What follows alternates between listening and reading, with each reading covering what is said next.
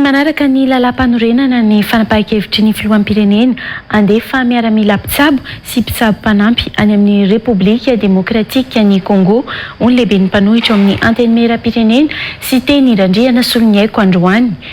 Mbola tokony andalo fankatoavana avy amin'ny parlemanta mantsy mifandefasana azy ireo makany ivelany satria ady na guerre misy any amin'ny firenena io raha ny nambarany teo eto Madagasikara nefa ny filoham-pirenena ka tsy maintsy tanterahana izay baikony na efa tsy manara-dalàna azy ho iatrany sy teny randriana solonyaiko androany. Tatrizay etiny Andra Rabesotra sy mendrika Razafindratsimy. Tsy manaja ny voafatry ny andiny fa 150 ao anatin'ny lalam-panorenana ny fanapahan-kevitra niraisy ny filoham-pirenena amin'ny fandefasana miaramila mpitsabo sy mpitsabo mpanampy any amin'ny Repoblika Demokratika ny Congo hoy ny lehibe ny mpanohitra amin'ny anteny meram-pirenena sy teny randriana solonyaiko androany. Tokony mandalo fankatoavana parlemanta mantsy aloha ny fandefasana ireo miaramila mpitsabo sy mpitsabo miaramila ireo any amin'ny tany miady hoy sy teny randriana solonyaiko. Raha ny lalam-panorenana aloha no jerena raha ny fomba fanapahan-kevitry ny ingay Anjindry Rajoelina hoe andefa miaramila mpitsabo sy mpitsabo civil aloha dia efa tsy nanaraka lalam-panorenana izay zavatra izay satria ny article 56 dia milaza mazava tsara fa raha misy fanapahan-kevitry momba ny ady ka misy miaramila halefa anya dia voalohany indrindra alohan'ny fanapahan-kevitry ny conseil des ministres dia tsy maintsy mandalo aviany parlementaire zay zavatra zay. Mbola azo ny filoham-pirenena tao nefa ny mampandalo ny fankatoavana ny fanapahan-kevitra io any amin'ny parlemanta satria mbola tsy niainga teto Madagasikara ireo miaramila mpitsabo ireo hoy sy teny randriana solonyaiko. Raha ny tokony ho izy aloha raha te hanaraka lalam-panorenana ingay Anjindry Rajoelina dia aleo aloha mandalo avy azo atao ane zany satria vahoaka malagasy io alefanao any amin'ny gere azo atao zany zavatra zany alefaso aloha any amin'ny anteny meram-pirenena satria tsy maintsy antanina vahoaka malagasy iza moa ny solo-tenana vahoaka malagasy ny solom-bava-mbahoaka ka izay zavatra zay azony atao dia azony atao mihitsy satria mbola tsy nandeha reo olona reo dia azony atao an'izay zavatra zay satria na tiana na tsy tiana ny fanapahan-kevitry ny kosa mampikambana antsika ao amin'ny sadeka zo feno filoham-pirenena manapaka zany fanapahan-kevitra zany. Efa mazava fa adiny misy eo amin'ny Rwanda sy Congo ka tsy afaka miteny ny gouvernemanta fa tsy handeha any amin'ny toerana tsy misy ady ireo mpitsabo miaramila ireo hoy sy teny randriana solonyaiko. Fantatsika tsara fa io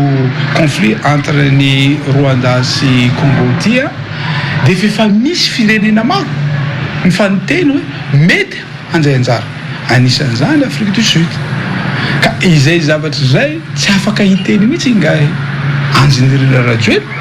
tsy afaka hiteny mihitsy ny gouvernement fa halefa amin'ny toerana tsy misy ady any Congo zao fa anatiny ady. Firenena mbola tsy manana ny ampy amin'ny lafin'ny fitsaboana raha teo i Madagasikara kanefa nova ny fanjakana malagasy fisehosehoana hoy ny lehibe ny mpanohitra amin'ny anteny meram-pirenena ity. Zavatra misy eto Madagasikara dia zao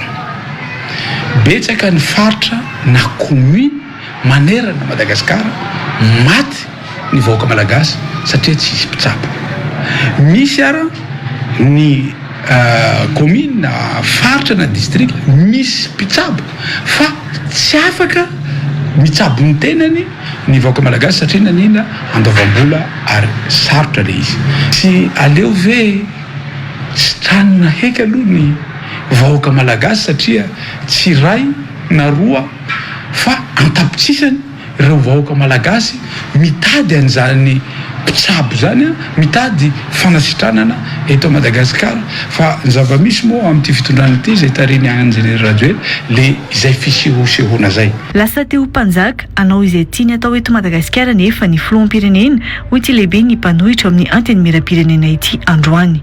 Reo zana-bahoaka izay miaramila sy miaramila mpitsabo sy ireto mpitsabo alefa ny reto dia ambarako ho fatapoko ho fatam-pirenena fa tsy manaraka ny lalam-panorenana. Ny any ingay Anjindry Rajoelina teo mpanjaka kely na teo Andriamanitra kely eto Madagasikara izy ka zay tiana atao no ataony na mifanaraka amin'ny lalam-panorenana na tsy mifanaraka amin'ny lalam-panorenana ny aminy rehefa décision dia tsy mety araha fa ho tonga ny fotoana ndraiky andro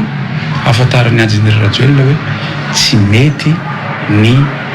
manitsakitraka ny lalam-panorenana. Nankatoavy ny filan-kevitry ny ministra Omalmo ny fampitana ambava momba ny fandefasana ireo mpitsabo miaramila miisa 20 sy mpitsabo mpanampy sivily sy miaramila malagasy miisa 30 any amin'ny Repoblika Demokratika ny Congo ho mariky ny firaisankina amin'ireo firenena ao anatin'ny fatry ny SADC.